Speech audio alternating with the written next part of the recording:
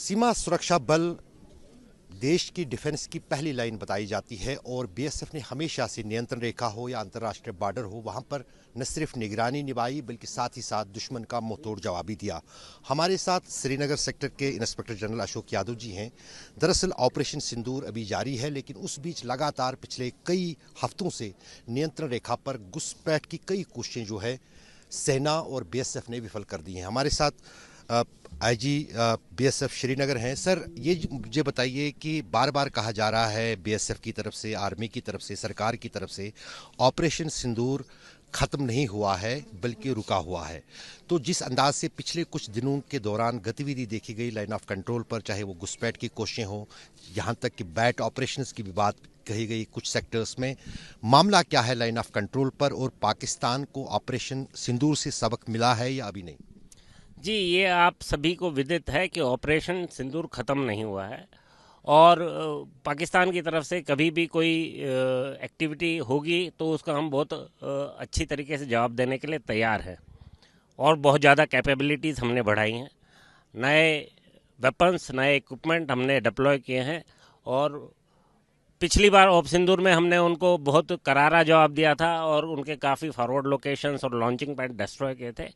लेकिन उसके बाद हमने अपनी कैपेबिलिटीज और ज़्यादा बढ़ा ली हैं और पाकिस्तान की तरफ से कोई भी ख़राब कोशिश होगी तो उनको बहुत मुंह तोड़ जवाब मिलेगा।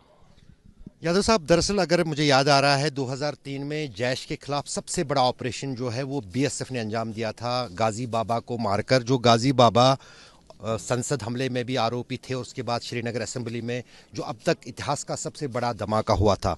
जो पिछले कुछ दिनों के दौरान मॉड्यूल बस्ट हुआ है जैश मोहम्मद का, हमने देखा कि दिल्ली में बस्ट हुआ मॉड्यूल और उसके बाद फिर जो है कुछ तार जो है कश्मीर के साथ उसके देखे जुड़े गए हैं।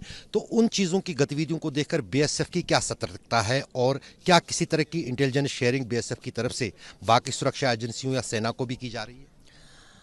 देखिए, काउंटर टेररिज्म ऑपरेशन चाहे वो कश्मीर में हो और चाहे हिंटरलैंड में हो, वो जनरली जॉइंट ऑपरेशंस होते हैं और सभी सिक्योरिटी फोर्सेस बहुत अच्छे समन्वय के साथ उसमें काम करती है।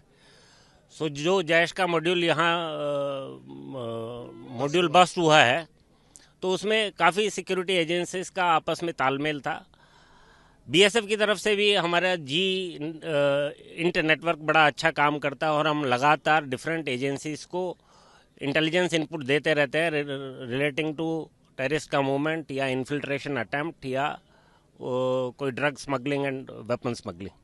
सो वो नेटवर्क हमने और कुछ दिनों पहले काफ़ी स्ट्रॉन्ग किया है और हमारी लगातार कोशिश होती है कि किसी भी तरह की हरकत हो तो हमको उसकी जानकारी हो। सर, आखिरी बात जानना चाहेंगे, दरअसल हमेशा से देखा गया है पिछले 3 दशकों के दौरान बर्फबारी होने से पहले जो है इन्फिल्ट्रेशन में बहुत ज़्यादा एग्रेशन आता है, क्योंकि जो सीमा पार बैठे हैं टेरर ऑर्गेनाइजेशंस के जो उनके संचालक हैं वो चाहते हैं कि ज़्यादा से ज़्यादा घुसपैठ हो। उस घुसपैठ को रोकने के लिए बीएसएफ की तरफ से क्या उपाय किए जा रहे हैं? जी, देखिए, स्नोफॉल होने के बाद इन्फिल्ट्रेशन करना थोड़ा मुश्किल हो जाता है तो उनकी लगातार कोशिश होती है कि स्नोफॉल होने से पहले वो काफ़ी कुछ अटैम्प्ट करें और इन्फिल्ट्रेट कर पाएँ। लेकिन हमारा भी इसमें बड़ा पहले से प्लानिंग होता है, आर्मी के साथ बैठकर हम उसका प्लान करते हैं और जो वल्नरेबल पैचेस हैं उनको हम कवर करते हैं। नए सर्विलेंस इक्विपमेंट अडॉप्ट किए हैं आर्मी ने भी और बीएसएफ ने भी, जिससे कि किसी भी तरह की कोई गतिविधि एलसी की तरफ हो तो हम उसको देख सकें।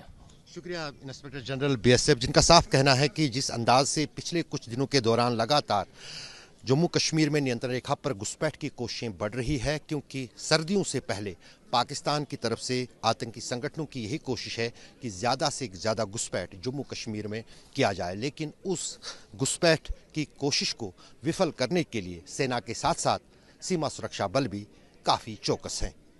अशरफ आनी, श्रीनगर, आज तक।